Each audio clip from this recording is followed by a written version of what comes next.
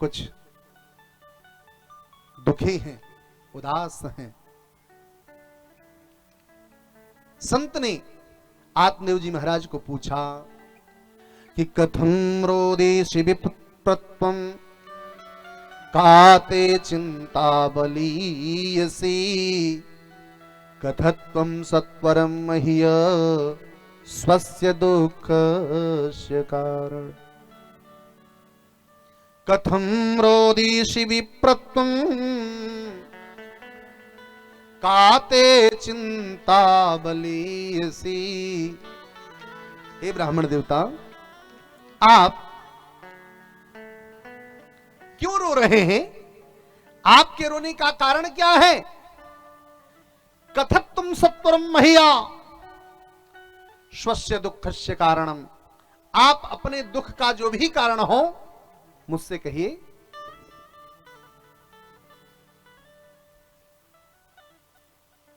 आत्मदेव जी महाराज संत देव जी से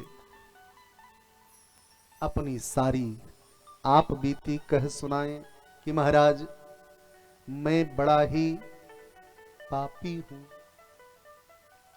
महाराज न जाने मेरे किस पाप कर्म का प्रभाव मुझको अब मिल रहा है। महाराज आज तक मुझको ऐसा अवसर नहीं मिला, न जाने किस कुसंयोग से आज तक मैं पिता नहीं बन पाया, मुझको संतान नहीं है। संत ने हंसी लगाई। अरे महाराज, आप संतान के लिए रो रहे हो? अरे आप ऊपर वाले को धन्यवाद दो कि भगवान ने आपको संतान नहीं दिया। अरे संतान नहीं है, कुछ दिन रोओगे। अगर भगवान संतान दे दे और नालायक निकल जाए तो पूरी जिंदगी रोना पड़ता है। काहे के लिए आप? महाराज यही नहीं, मैं इतना अधम हूं कि जो गैया पालता हूं उसको भी कोई बछड़ा नहीं होता। मैं जो वृक्ष लगाता हूं वह भी सूख जाता है। संत ने कहा महाराज मैंने आपके मस्तक की रेखा को पढ़ लिया। आपकी मस्तक की रेखा कह रही है कि सप्त जन्मावधितस्य पुत्रो नैव च नैव च। 7 जन्म तक आपको संतान का सुख नहीं लिखा है।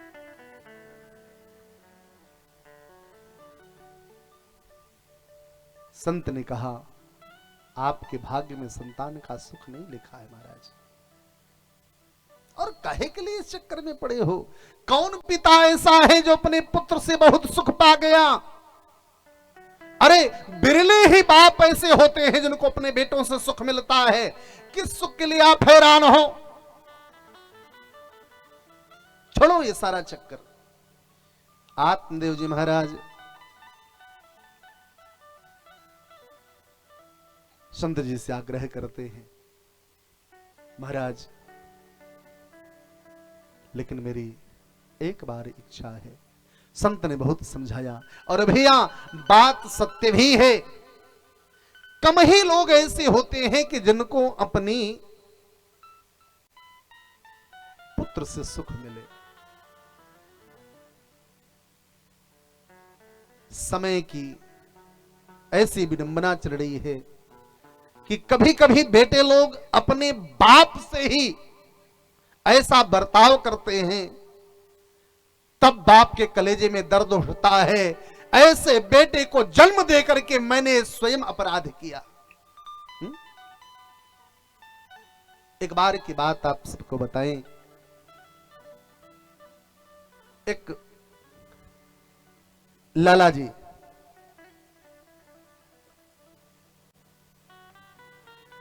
बड़े गरीब आदमी थे। लाला जी को एक बेटा पैदा हुआ। उस बेटे को पढ़ाने में लिखाने में लाला जी सारी कमाई खर्च कर दिए। कुछ दिन के बाद लाला जी की पत्नी भी धराधाम छोड़ करके चली गई। लाला जी बेचारे मेहनत मजदूरी करके जो कुछ भी कमाते थे वो बच्चे की पढ़ाई में लगाते थे। लाला जी की इच्छा थी कि मेरा बेटा आगे चल करके कोई बहुत बड़ा ऑफिसर बन जाए, बड़े पद पे पहुंच जाए। और भैया ये शौक तो हर बाप को लगती है। हर बाप चाहता है कि मैं भले गरीबी में जिया, मैं भले अभाव में जिया, लेकिन मेरे बेटे को हमेशा प्रभाव में ही जीवन रहे। लाला जी बेचारे सारी कमाई बेटे की पढ़ाई में, किसको पढ़ा करके बड़ा डॉक्टर बना दें आप इसे। जब बेटा उच्च क्लास में पहुंचा, पढ़ने के लिए कुछ पैसा वैसा कम पड़ा, लाला जी के पास जो भी खेत खलिहान था सब बेच दिए, बेटे को दूर देश में भेजे पढ़ने के लिए शहर में। बेटा गया पढ़ने और भगवान ने लाला जी की मनोती मान ली। लाला जी का बेटा कलेक्टर बन गया। लाला जी को जब ये समाचार मिला कि मेरा बेटा कलेक्टर बन गया, लाला जी बेचारे फूले न समाए, अपने बेटे को पत्र लिखे कि बेटा मैंने बचपने से ये तुम्हारे पैदा होने के वक्त से ही मैंने मन में अभिलाषा पाल रखी थी, एक दिन में तुमको कुछ भी करना पड़े मुझको करके बड़े पद पर पहुंचाऊंगा। आज तू पहुंच गया, अब मेरी यही इच्छा है कि तू एक बार आ जा और मैं तुझको देख लूं, मेरा जीवन धन्य हो जाएगा। पत्र लिख करके भेजा बेटे को। बेटे को पत्र मिला, पढ़ करके बगल में रख दिया। एक पत्र भेजे, 2 पत्र भेजे, 4 पत्र भेजे, बेटे के पास फुर्सत नहीं है कि बाप को मिलने आ जाए। लाला जी को लगा कि गलती मेरे बेटे की नहीं, गलती मेरी है।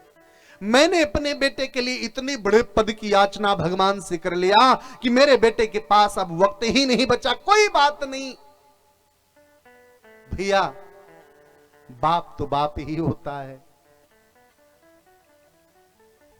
लाला जी के मन में आया कोई बात नहीं, बेटा नहीं आ सकता है, मैं ही चल करके बेटे को मिल लूं।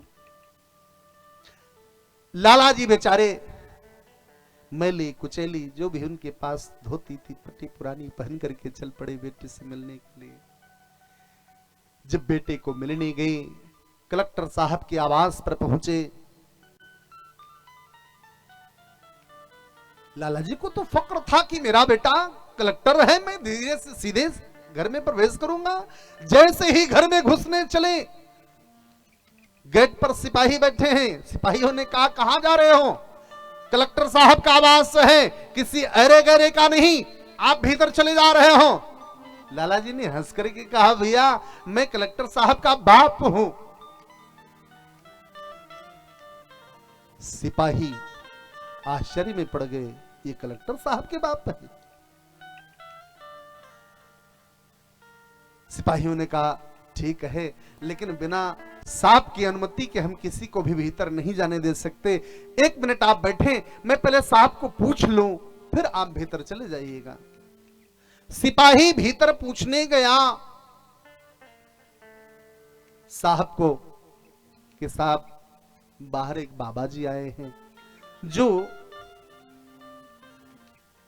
अपने को आपके पिताजी के रूप में पेश कर रहे हैं।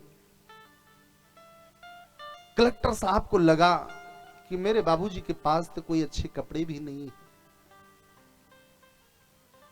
मैले कुचले कपड़े पहन करके आए होंगे, मेरी बेइज्जती होगी। कलेक्टर साहब ने कहा उनको रोक दो बैरक में, मेरे गांव के बाबा जी हैं, रोक दो उनको किसी बैरक में, और हां उनके खाने पीने का प्रबंध कर देना। फुर्सत मिलेगी तो मैं बताऊंगा, तब भेजना मिलने के लिए, तब तक उनको बैरक में रोको। लाला जी को बैरक में रोक दिया गया। कलेक्टर साहब मिलने नहीं आए। शाम हुआ, कलेक्टर साहब को एक 5 वर्ष का बेटा था, खेलते खेलते बैरक की ओर आया। जब बैरक की ओर आया तो लाला जी दौड़ करके उस बच्चे को अपनी गोदी में उठा लिए कि बेटा, तेरे बाप के पास तो फुर्सत नहीं है मुझसे मिलने के लिए, मैंने तुमको ही मिल लिया, मेरा हृदय तृप्त हो गया, कोई बात नहीं, मैं ऐसे ही लौट जाऊंगा। बेटा पूछा कि आप मेरे बाबा हो? अगर आप मेरे बाबा हो तो यहां क्यों रुके हो? यह स्थान आपके लिए नहीं है।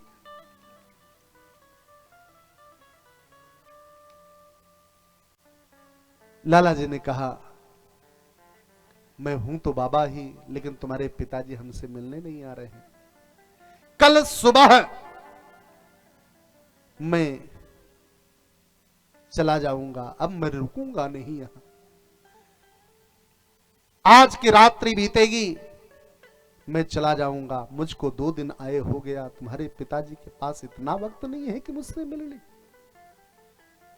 शाम को उस बेटे ने कहा, आप चिंता मत करिए, आज मैं अपने पिताजी से आपको मिलाऊंगा अवश्य।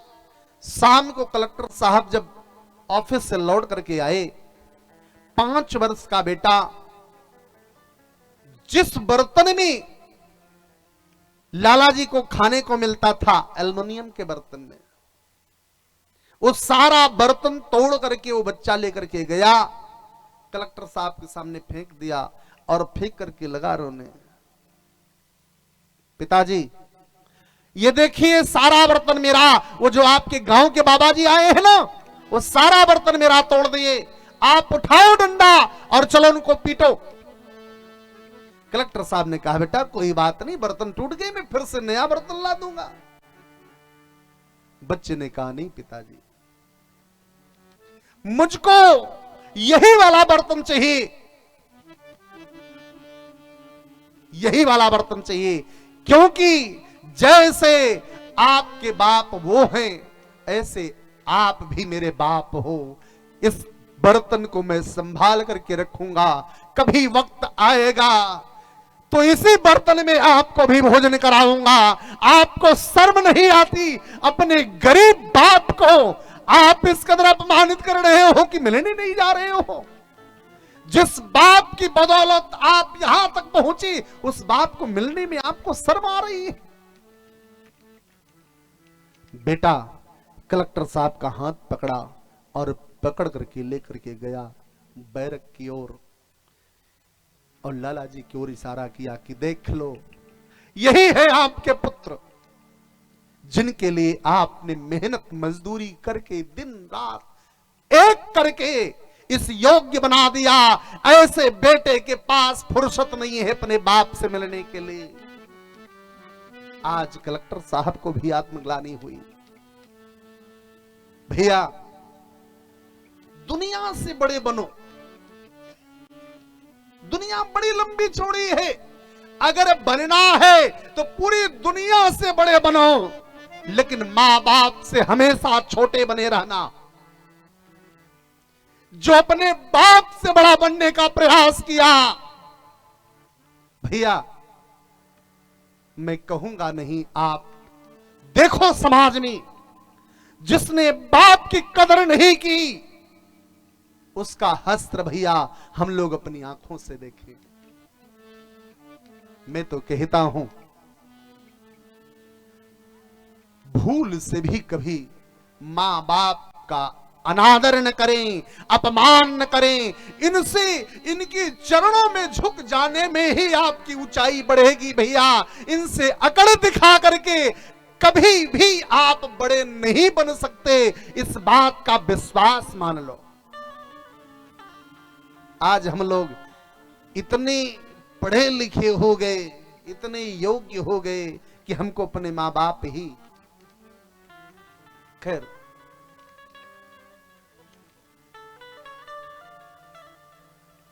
संत ने कहा आत्मदेव जी महाराज से, इस संसार का कोई पिता पुत्र से सुख नहीं पाता। खैर आपकी अगर इच्छा है तो एक बार मैं आपको देता हूं चांस, लेकिन याद रखना ये बात पहले ही संत ने कह दिया कि सप्त जन्म वदीतस्य पुत्रो नैवच नैवचो, 7 जन्म तक आपको संतान का सुख नहीं मिलेगा। ये बात पहले बता दी। अच्छा, जब बहुत जिद किए तो संत ने एक सुंदर दिव्य फल दिया, आत्मदेव जी महाराज के हाथ में सौंप दिया। यह फल ले जाकर के आप जिसको भी खिला दोगी, निश्चित रूप से उसको सुंदर पुत्र पैदा होगा। अच्छा, फल पाते ही आत्मदेव जी महाराज बड़े प्रसन्न हुए, क्योंकि भैया संत का दिया हुआ आशीर्वाद है, ये कभी झूठा हो ही नहीं सकता। मृथा न हो ही देव ऋषिवाणी। प्रसाद पाते ही आत्मदेव जी महाराज गदगद हो गए, लौट करके अपने घर की ओर आए।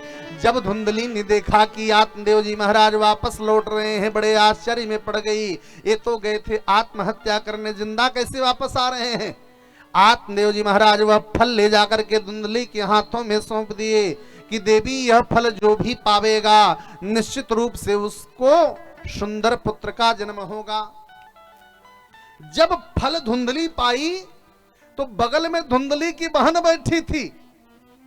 धुंधली तो दुष्ट थी ही, लेकिन धुंधली की बहन उससे बड़ी दुष्ट थी।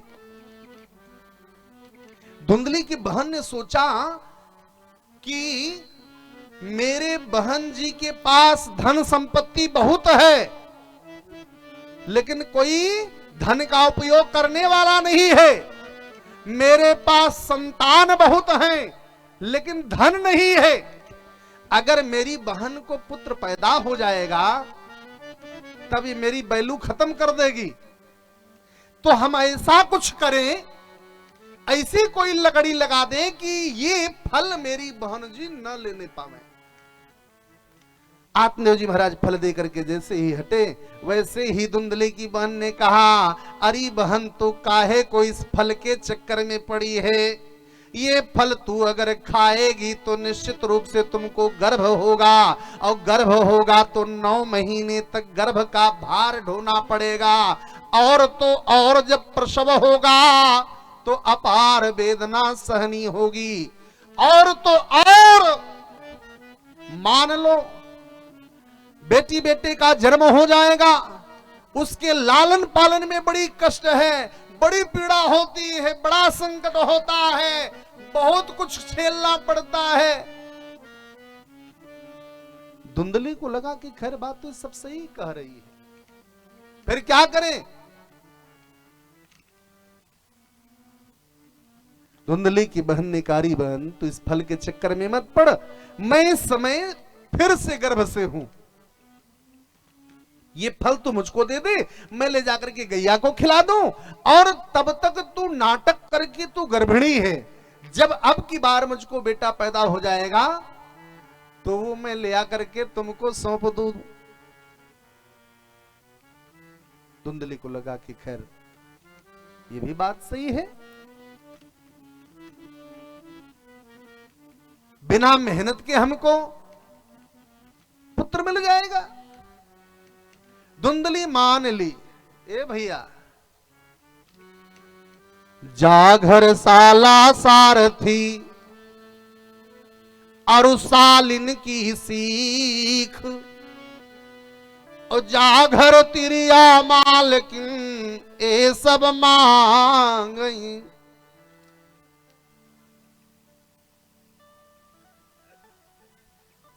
आप लोग समझदार लोग बैठे हैं। जाघर साला सारथी, जिसके घर का संचालन कोई और कर रहा है, अरुसालिन की सीख। एक बार फोन आया, जीजा जी, अब जीजा जी तो दूसरी दुनिया में पहुंच गए, हम अपनी बहन की बात नहीं मानेंगे। लेकिन वहां से फोन आ गया तो मानना ही मानना है। खैर, इस पर हम लोग ज्यादा चर्चा न करें तो ज्यादा अच्छा है, क्योंकि आज कलयुग में भैया देवताओं में हनुमान और रिश्तों में सढ़वान। ना।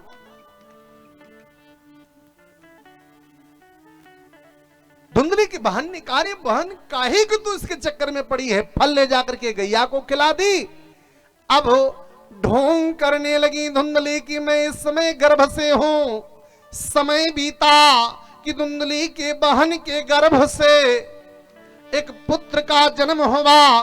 उस पुत्र को ले आकर के धुंधली को सौंप देती है।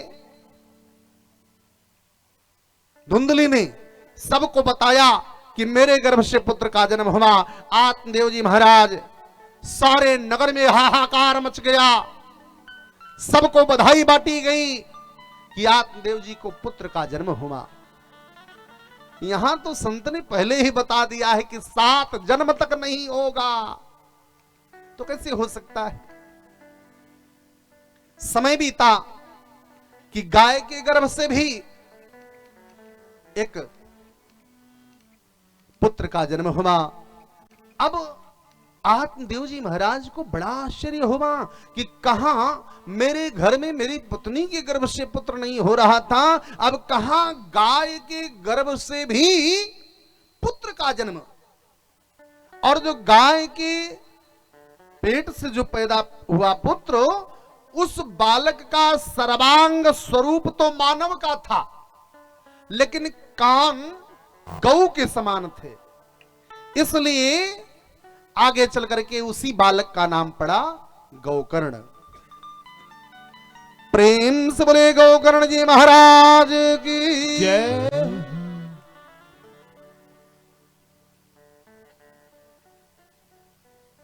आत्मदेव जी महाराज को बहुत आनंद हुआ। धीरे धीरे दोनों बालक बड़े हुए। आत्मदेव जी महाराज इनका नामकरण करने के लिए ब्राह्मण को बुलवाए। जब ब्राह्मण देवता नामकरण करने के लिए आए तो धुंधली नाराज हो गई कि बेटा मेरा और नाम रखेंगे ब्राह्मण लोग, मैं अपने बेटे का नाम अपने से मिलता जुलता रखूंगी। तो खुद का नाम था धुंधली, बेटे का नाम रख दिया धुंधकारी। उधर जो गाय के गर्भ से बेटा पैदा हुआ है उसका नाम ब्राह्मणों ने रखा गोकर्ण। दोनों का अंतर देखिए कि गोकर्ण पंडितो ज्ञानी, धुंधकारी महाखला। गोकर्ण जी महाराज महान विद्वान बने, ब्रह्मज्ञानी बने। धुंधकारी खल बन गया, दुष्ट बन गया। धीरे धीरे दोनों बालक बड़े हुए, गुरुकुल में भेजा गया विद्या अध्ययन करने के लिए। लेकिन गुरुकुल में भेजा करके धुंधकारी गुरुजनों का अपमान करते थे और गोकर्ण जी महाराज गुरुजनों की सेवा, उनकी आज्ञा का पालन। अब जो गुरुजनों का अपमान करेगा कभी वो अच्छी शिक्षा प्राप्त कर पाएगा? संभव ही नहीं है। गोकर्ण जी महाराज गुरुजनों का आदर सम्मान करके ब्रह्मज्ञानी बने, लेकिन धुंधकारी गुरुजनों का अपमान करते करते इस स्थिति में पहुंचा कि कुमार्ग पर चला गया।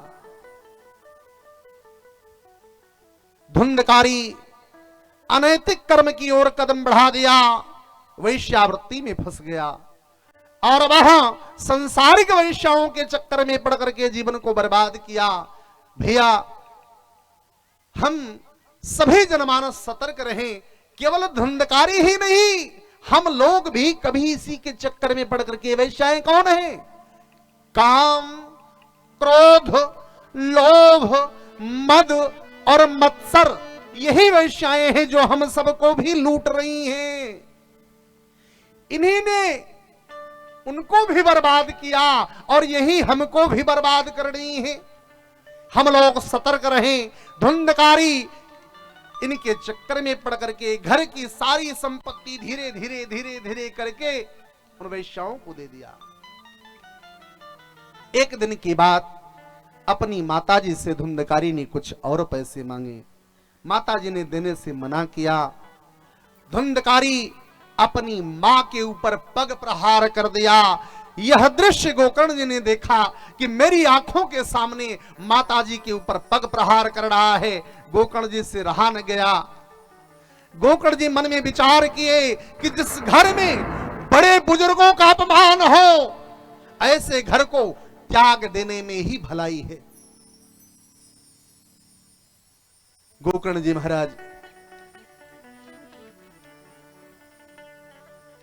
अपने माता पिता को लेकर के जंगल की ओर निकले कि अब हम लोग जंगल में चल करके निवास करेंगे, घर छोड़ दें।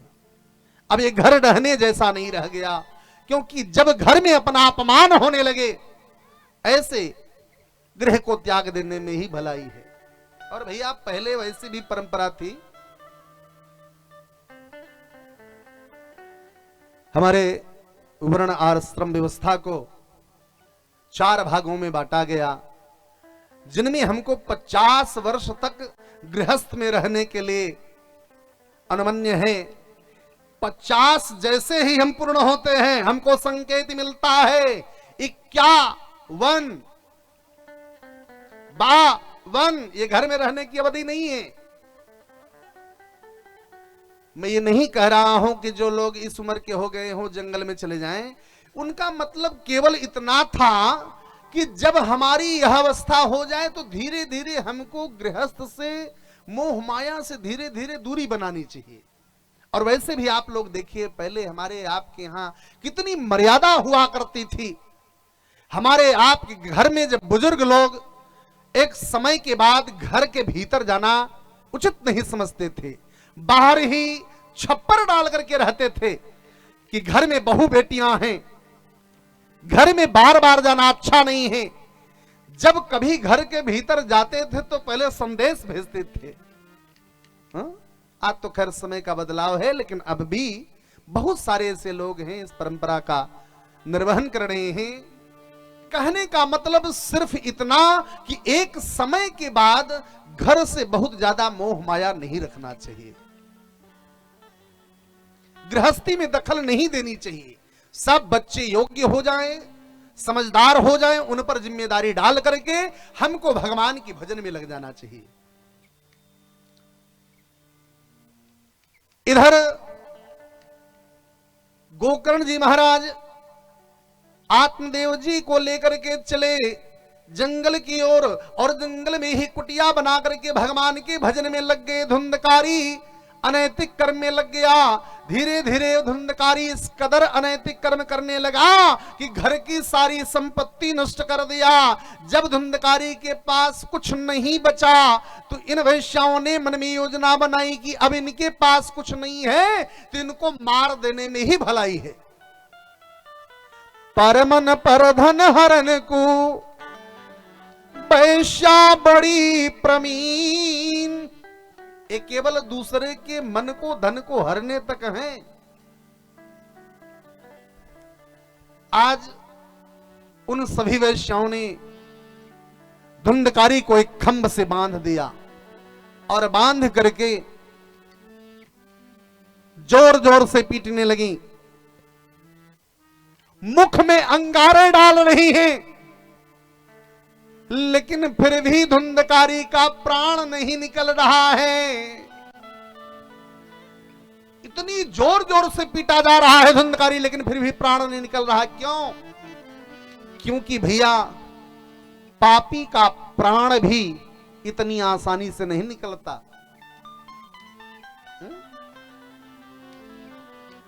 आप लोगों को एक बात और बता दे, अगर किसी को बिच्छू डंक मारा हो तो आप लोगों को वो दर्द याद होगा। एक बिच्छू मारने पर जितना दर्द होता है, 1,00,000 बिच्छू डंक मारे जितनी पीड़ा होती है, उतनी पीड़ा पापी का प्राण निकलते समय होता है।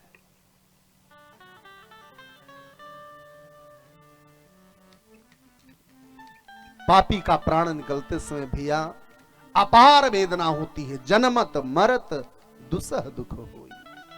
लेकिन आप लोग इस टेंशन में मत पड़िएगा। आप लोग भगवत भक्त हैं, भागवत की कथा सुन रहे हैं, और जो भगवत भक्त होते हैं उनका प्राण तो चटपट में निकल जाता है, पता ही नहीं लगता। हम लोग कहते हैं ना कि बाबूजी हमारे ऐसे खाए पिए और बिस्तर पर हमने लिटाया। बाबूजी बोले भैया अब जरा सा तुलसी का पत्ता लाओ और सब बच्चों को बुला दो, देख लें। अब हमें ऐसा लग रहा है कि भगवान के धाम में जाएंगे। बाबूजी को लाया, मैं पत्ता दिया, जल पिए, भगवत धाम चले गए। बड़ी सुंदर मृत्यु हुई। हा? जो भगवत अनुरागी हैं उनका प्राण तो चटपट में निकल जाता है, लेकिन कभी कभी आपने देखा होगा भैया ऐसे दुराग्रही लोग भी हमारे बीच में होते हैं, क्या क्या दुर्गति झेल करके तब जाते हैं। ए भैया पहले के जमाने में हम लोग सुनते थे कि उनके बाबूजी को 3 दिन तक झटका लगा रहा। आजकल क्या होता है, अरे वो 4 दिन से आज वेंटिलेटर पर हैं। आप केवल ऐसे व्यक्ति की पीड़ा का एहसास करिए, केवल कल्पना करिए कि कितनी पीड़ा वो व्यक्ति झेल रहा होगा कि जो अब अपनी श्वास लेने के लायक भी नहीं रह गया। भैया कभी कभी हम लोग अपनी जीवन को जीने नहीं जानते। हमारा जीवन हमारे हाथ में नहीं है, प्रभु के हाथ में है भैया, लेकिन हमारी मृत्यु हमारे हाथ में है। हमको अपना मृत्यु कैसे संवारना है ये हमारे अपने हाथ में है। हम चाहें तो अपने कर्म से अपने मृत्यु का श्रृंगार कर सकते हैं। हम अपनी मृत्यु को महोत्सव कैसे बनाएं हमारे अपने हाथ में। फर्क इस बात का है कि हम अभी गाफिल बने बच्चे।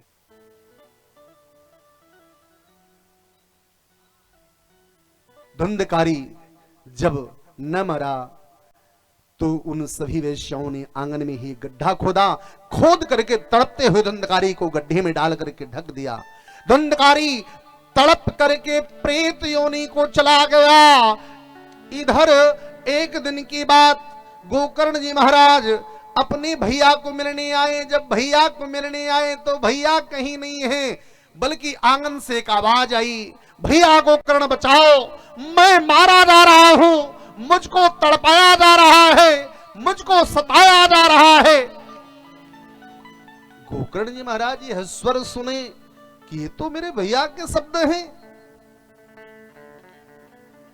गोकर्ण जी ने जब ध्यान लगाया तो देखा कि मेरे भाई को तो प्रेत योनि मिल गई, मेरे भाई को।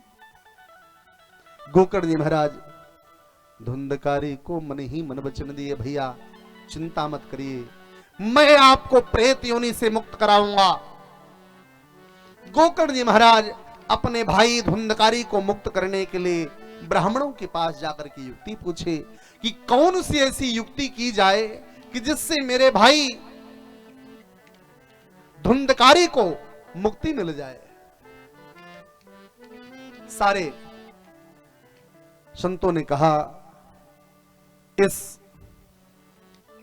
धराधाम पर एक ऐसा तीर्थस्थल है कि जहां पर जाकर के आप अपने मृत परिजनों के लिए पिंडदान करते हैं तो ऐसे मृत परिजनों का उद्धार हो जाता है। गया तीर्थ में जाकर के पिंडदान करो, आपके भाई की आत्मा को शांति मिल जाएगी। गोकर्ण जी महाराज मन में ठान लिए अपने भैया धुंधकारी को मुक्त करने के लिए हम गया में श्राद्ध करेंगे। और गया श्राद्ध करने के लिए गए, गया में पिंडदान किए। पिंडदान करके जब वापस लौट करके आए, फिर से वही स्वर आया, भैया अब भी मुझको तड़पाया जा रहा है, अब भी मुझको सताया जा रहा है, आप मेरी रक्षा करो। गोकर्ण जी को लगा कि अभी तो मैं गया में जाकर के पिंडदान करके आया, फिर मेरे भाई को।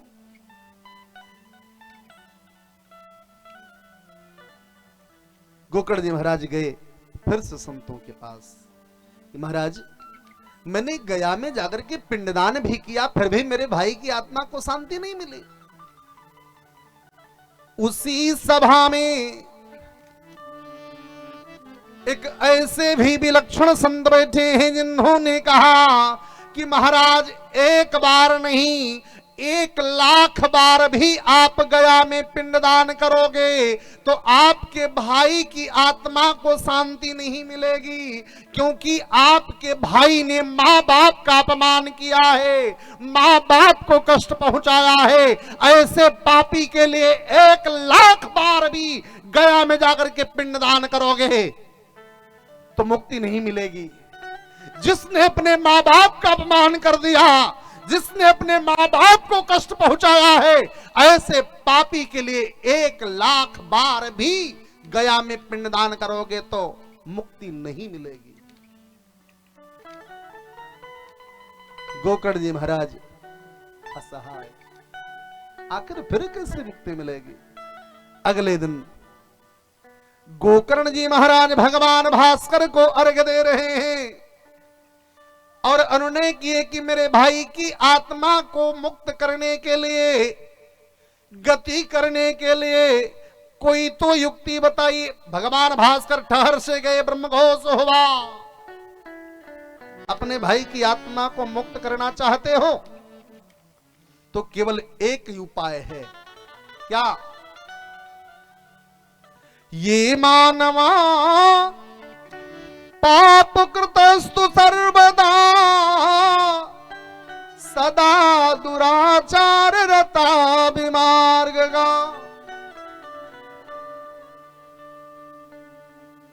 क्रोधाग्निदग्धा कुटिलस्य कामिना सप्ताह यज्ञेन कलौ पुनन्ति ते। ये मानवा पाप कृतस्तु सर्वदा, ऐसा व्यक्ति जिसने पूरे जीवन भर पाप किया हो, कभी अच्छा कर्म किया ही न हो, ऐसा व्यक्ति जिसने पूरे जीवन भर पाप किया हो, सदा दुराचार रता विमार्ग का, पूरे जीवन भर दुराचार के पथ पर ही पैर रखा हो, कभी आचरण युक्त कर्म न किया हो, क्योंकि न पापी को मुक्ति मिलती है न दुराचारी को मुक्ति मिलती है। क्रोधाग्नि दग्धा, जिसको बहुत क्रोध लगता है भैया, उसकी भी मुक्ति नहीं होती। अगर मान लो उसकी मुक्ति हो भी जाए तो कुटिलस्य कामिना, कुटिल व्यक्ति की मुक्ति कभी नहीं होती। और मान लो कुटिल के ऊपर भगवान ने कृपा कर ही दिया तो इतना तो विश्वास रखना कि कामी की मुक्ति नहीं संभव है। तब क्या ये सब लोग नरक में जाएंगे? इनके लिए कोई न कोई तो उपाय होगा। भगवान भास्कर का अनुकथन हुआ कि सप्ताह यज्ञेन कलौ पुनन्ति ते। ऐसे व्यक्ति जो पूरे जीवन भर पाप किए हैं, दुराचार के पथ पे चले हैं, कुटिल हैं, कामी हैं, दुराचारी हैं, उनकी भी मुक्ति हो जाती है। कैसे? सप्ताह यज्ञेन, सप्ताह यज्ञ के द्वारा। कहने का से सिर्फ इतना कि जो भी भागवत की कथा एक सप्ताह श्रवण कर लेते हैं उनके जीवन को मुक्ति से कोई नहीं रोक सकता। इस कलिकाल में एकमात्र साधन है सप्ताह यज्ञ के द्वारा हम अपने जीवन को मुक्त कर सकते हैं। गोकर्ण जी महाराज मन में ठान लिए, अगर सप्ताह यज्ञ से मेरे भाई धुंधकारी की आत्मा को शांति मिलेगी तो मैं अपने भाई के लिए सप्ताह यज्ञ का आयोजन करूंगा। और फिर किया, सप्ताह यज्ञ का आयोजन हुआ। सप्ताह यज्ञ का जब आयोजन होता है तो ऐसी परंपरा होती है कि हम दूर दूर तक निमंत्रण भेजते हैं, सबको आग्रह पूर्वक बुलाते हैं, सबसे आग्रह करते हैं कि मेरे साथ आप भी भगवान की कथा सुन करके अपने जीवन को धन्य बनाओ। गोकर्ण ने सबको निमंत्रण दिया, सभी लोग कथा सुनने आए और स्वयं गोकर्ण जी महाराज व्यासपीठ पर आसीन हुए। कथा प्रारंभ हुई। सब लोग तो कथा में आते हैं लेकिन भैया पापी लोग कथा में नहीं आते। क्योंकि उनको शर्म लगता है कि अगर जाएंगे कथा में तो लोग क्या कहेंगे। अब गोकर्ण जी महाराज जब कथा प्रारंभ किए तो धुंधकारी को लगा कि अगर हम जाएंगे कथा में लोग देखेंगे तो क्या कहेंगे। धुंधकारी के मन में आया कि हम कथा सुनने चलेंगे जरूर, हम वहां छिप करके बैठेंगे। धुंधकारी सूक्ष्म स्वरूप में आया और जहां कथा चल रही थी वहीं पर एक 7 पोल का बांस लगा था, उसी बांस के पोल में छिप करके बैठ गया। कथा प्रारंभ हुई, पहले दिन की कथा पूरी हुई, पहली ग्रंथि टूटी। दूसरे दिन की कथा पूरी हुई, दूसरी ग्रंथि टूटी। तीसरे दिन तीसरी, चौथे दिन चौथी, एक एक दिन की कथा पूरी होती गई, ग्रंथि टूटती गई। और जब 7वें दिन की कथा पूरी हुई तो 7 की 7 ग्रंथि टूट गई और साक्षात धुंधकारी प्रकट हुआ, हाथ में फूल की माला लिए लेकर के आया। अपने भैया गोकर्ण की गले में माला डाल करके भैया गोकर्ण को धन्यवाद दिया कि भैया धन्य है आपके भागवत की कथा जो हमको प्रेत योनि से मुक्त कर दिया। अब हम भगवान के दिव्य धाम को जाने वाले हैं। प्रेम से बोले भागवत भगवान की जय हो। ये भागवत की कथा श्रवण करके धुंधकारी मुक्त हुआ। इधर भैया गोकर्ण के गले में माला डाले, उधर देखते हैं तो भगवान के पार्षद विमान लेकर के आ रहे हैं। जब विमान लेकर के आए तो धुंधकारी उस विमान में आसीन हुए और विष्णु पार्षद विमान लेकर के आगे बढ़े। सारे जितने श्रोता लोग बैठे थे सब नाराज हो गए, महाराज ये तो हम सबके साथ छल हुआ, कथा हम सब लोगों ने भी सुनी लेकिन विमान केवल एक आया, क्यों? अरे भाई अभी यही कथा चल रही है, हम इतने सारे लोग कथा सुन रहे हैं और भगवान एक विमान भेजें कि किसी एक को। पहली बात तो जल्दी जाने के लिए कोई तैयार नहीं होगा, और अगर मान लिए कोई जाने के लिए तैयार भी हो गए तो पड़ोसी लोग नाराज हो जाएंगे। हमने भी 4 घंटा बैठ करके कथा का आनंद लिया, मेरे लिए विमान क्यों नहीं आया? गोकर्ण जी महाराज ने बड़े साधारण शब्दों में समझा दिया कि श्रवण भेदेन फलम भेदा। श्रवण के भेद से फल में भी भेद हो जाता है। जिस भावना से, जिस कामना से, जिस भाव से हम भगवान की कथा सुनते हैं वैसा ही हमको फल मिलता है। हम जिस भाव से कथा का अनुकरण करते हैं वैसा ही हमको फल मिलता है। आप सबने कथा सुनी, किसी के मन में ज्ञान प्राप्ति की इच्छा रही, किसी के मन में विराग की इच्छा रही, किसी के मन में भक्ति की इच्छा रही। इकलौते धुंधकारी ही थे कि जिनके मन में मुमुक्षुत्वम, मोक्ष की कामना थी। इस कारण से भगवान उनको मोक्ष करने के लिए विमान भेजे। प्रेम से बोले भागवत भगवान की जय हो। प्यारे, जैसे धुंधकारी की गति हुई, धुंधकारी को भगवत धाम मिला, ऐसे ही किसी भी जनमानस के जीवन के समस्त संचित पापों को नष्ट करने के लिए यह भागवत की कथा है। इस कथा को श्रवण कर लेने मात्र से हमारे जीवन की मुक्ति में कोई भी संदेह नहीं रह जाता। आज की कथा को हम सब यहीं पर विराम करते हैं। क्षमा करिएगा, आज हमने समय की मर्यादा को लंघित किया है। कल से यह कथा आप सबको ठीक समय 2 बजे से श्रवण करने को मिलेगा। 1:30 बजे से भजन प्रारंभ हो जाएगा और 2 बजे से कथा रस का आप सब आनंद लेंगे। मैं आप सबसे आग्रह करूं कि ठीक समय पर आप सब पहुंच करके कथा रस का आनंद लें।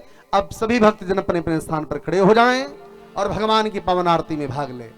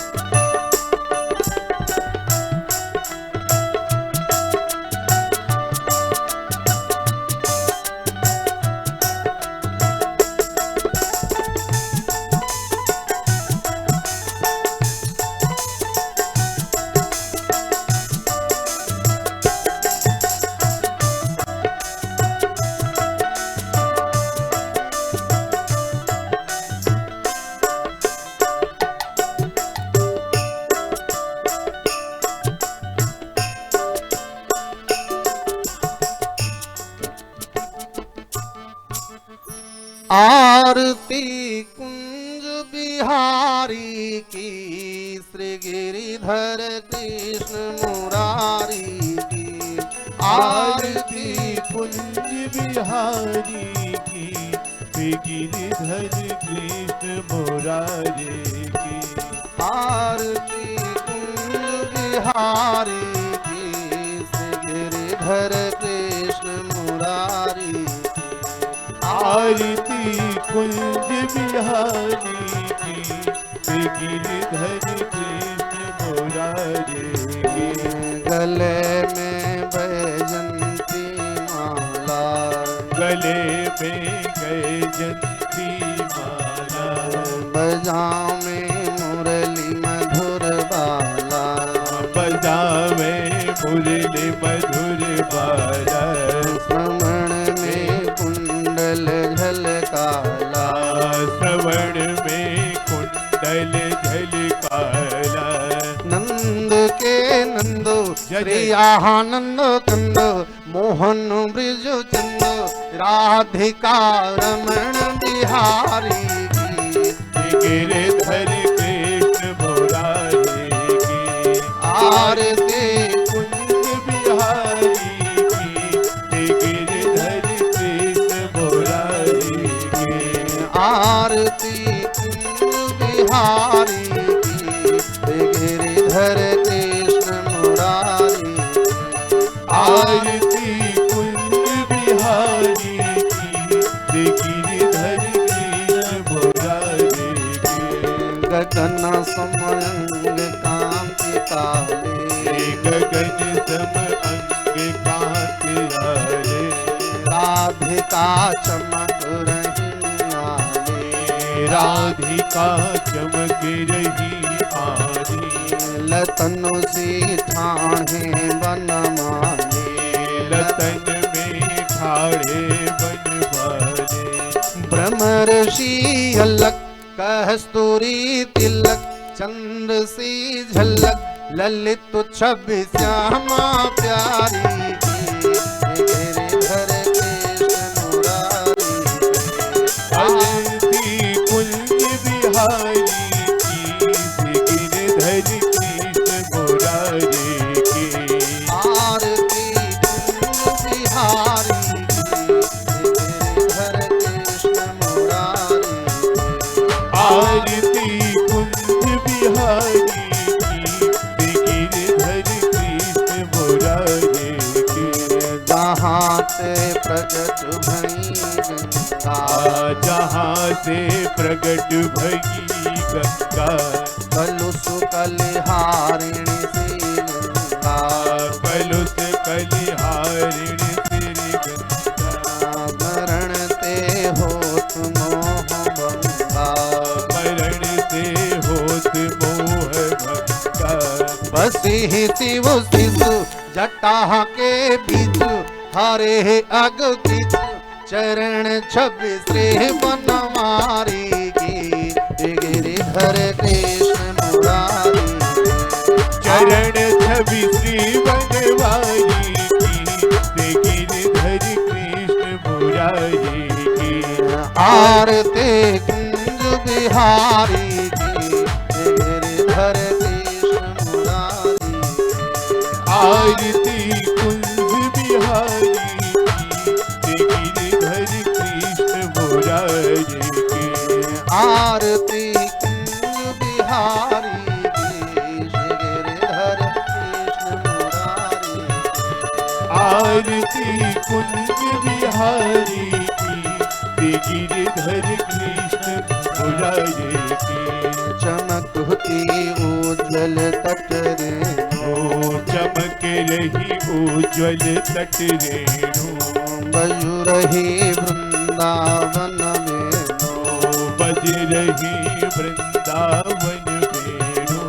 चहु दिस गोपी ग्वाल धेनु, चहु दिस गोपी ग्वाल धेनु। हसत मृदु मंद चांदनी चंद, कटत भव तंद तेर सुनि दीन भिखारी की।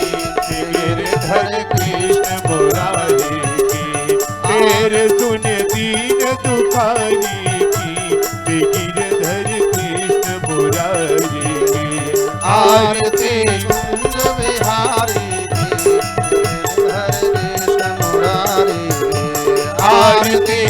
कुंज बिहारी की, गिरधर कृष्ण मुरारी की। आरती कुंज बिहारी की, गिरधर कृष्ण मुरारी की। आरती कुंज बिहारी की, गिरधर कृष्ण मुरारी की। गिरधर कृष्ण मुरारी की, गिरधर